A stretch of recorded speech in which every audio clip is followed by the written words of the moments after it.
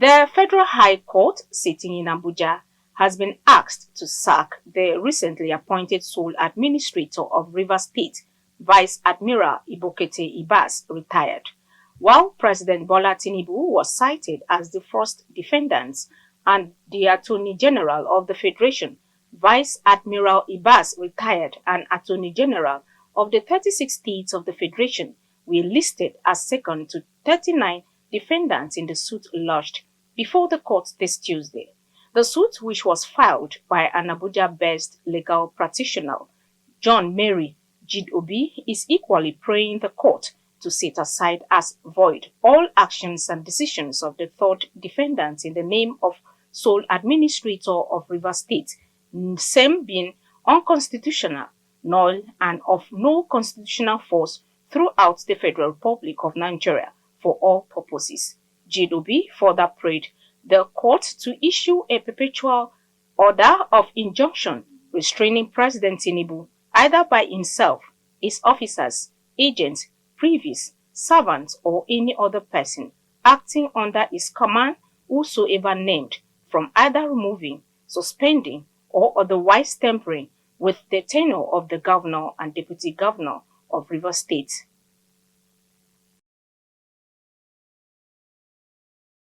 In another development, Justice Obiora Ekwatu of the Federal High Court in Abuja has stepped down from a case involving suspended Senator Natasha Akpoti-Uduaghan. Justice Ekwatu, who was assigned to hear the suit, announced this Tuesday that he will no longer handle the matter. It was gathered that Ekwatu made the decision after Senate President Godswill Akpabio wrote a petition questioning his impartiality.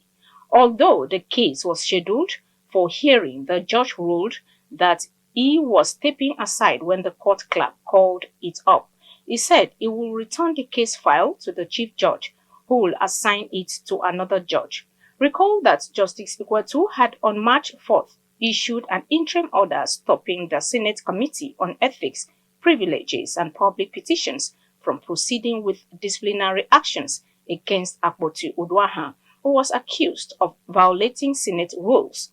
Ekwatu ruled that the disciplinary process should not continue until the case was decided and also gave the defendant 72 hours to explain, while the court should not stop them from investigating the senator without following the rules laid out in the 1999 Constitution, the Senate Standing Order 2023, and the Legislative House's Powers and Privileges Act.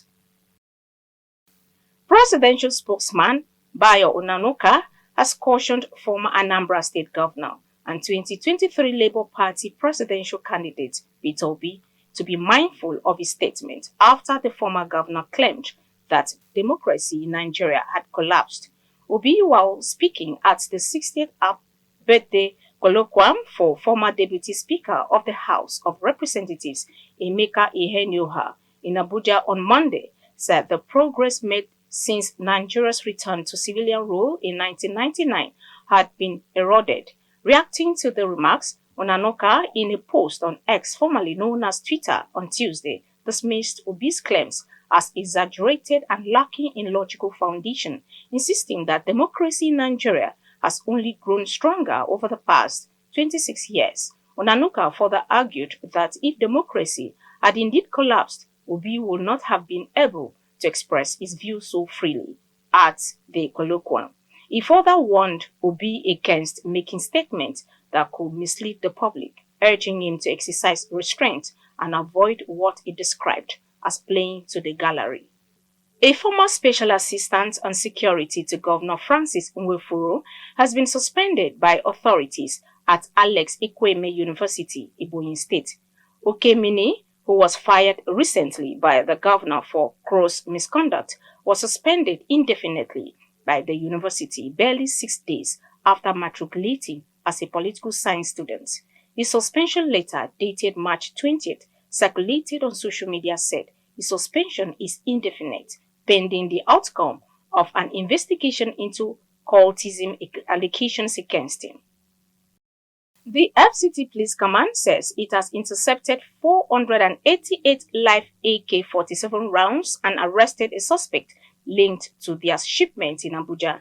It was gathered that operatives from Nyanya Division, in collaboration with National Union of Road Transport Workers officials, apprehended the suspect on March 24 at Nyanya Bus Terminal with the ammunition sealed into 25-liter jerry cans of palm oil. FCT Police spokesperson Josephine Ade disclosed this in a statement on Monday, adding that the interception and arrest reflect the command's commitment to public safety and proactive crime prevention. Ade said the suspect confessed during interrogation that he was paid 100,000 naira to transport the cargo from an unknown contact in Nasarawa State to Katsina State. According to her, the suspect remains in police custody as investigation will continue in order to identify accomplices and expose the full content of the smuggling operation. Meanwhile, FCT Deputy Police Commissioner Isiaku Sharo has urged residents to stay vigilant and report any suspicious activity promptly.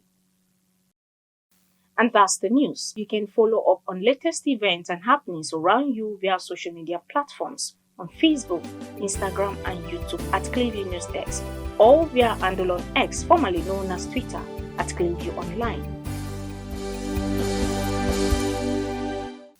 Many thanks for watching. I am Imefonokun.